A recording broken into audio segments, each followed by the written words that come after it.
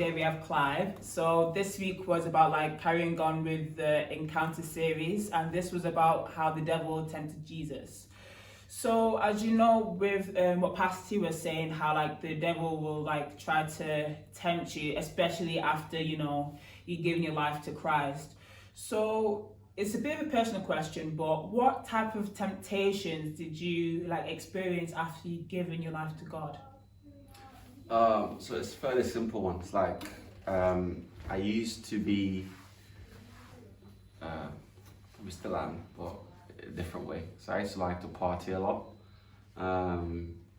Ladies, I was into my ladies.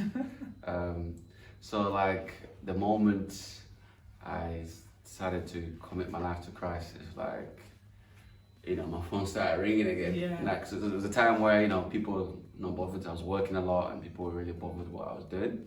Then after I started saying, you know what, I want to be a Christian now. Then all the things that I used to like doing, all the motives start coming up like every week. People were like, oh, going out tonight, going out tomorrow night. Then some ladies that hadn't spoke to me for like years, my phone would be ringing, saying, hey, what are you doing this weekend? I'm like, what?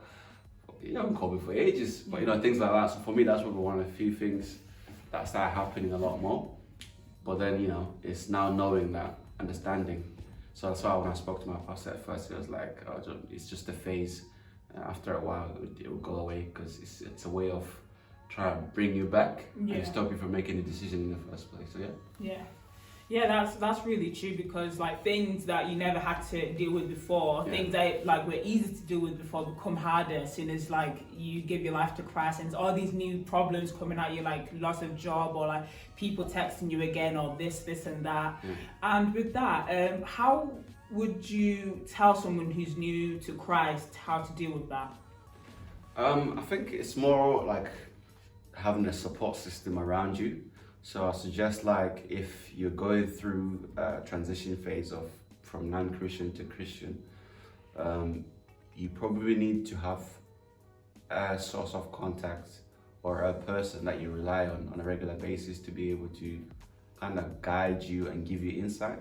So like for me, I learned certain things from people that I spoke to, because I was just fairly small at first, but I met some guys from Croydon and they gave me some words of advice, like ways to deal with things, ways to identify, to realize you're being tricked, because sometimes the devil is smart, so he comes at you and he tries to trick you. So like being aware of, okay, I need to be smart or else I'm gonna get caught in trouble here. So it's one of the things that I realized, like, okay, so speaking to people that were going in the same direction as me, or they've already been or experienced what I've been through. So so good support system that will help you. Yeah, I think that's really true. Like someone who you're able to tell all your problems to, and someone who you're able to vent to, so that they're able to help you and give you advice. That's a really good point.